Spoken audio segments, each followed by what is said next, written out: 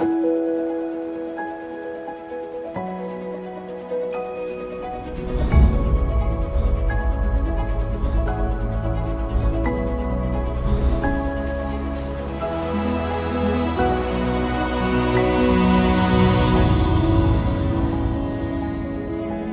centre de conservation des musées de Clermont-Auvergne Métropole, il a deux grands aspects. D'abord autour des collections, des milliers d'objets qui y sont conservés, donc des salles qui sont conçues autour de ces objets et de leur mobilier d'accueil. Et puis l'autre pôle, comme tout centre de conservation, c'est le pôle de travail de l'équipe de régisseurs, de conservateurs ou de restaurateurs, restauratrices qui viendront y travailler.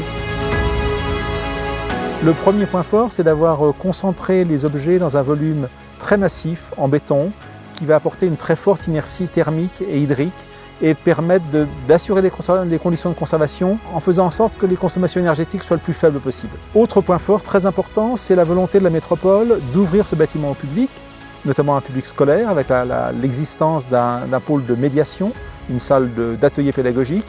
Et on est allé au-delà de ces demandes de la métropole en proposant de créer 3 vitrines dans un parcours ouvert au public qui permettront de voir sans y pénétrer, sans poser de problème de sécurité, 2 salles de réserve, notamment la grande salle des réserves des peintures.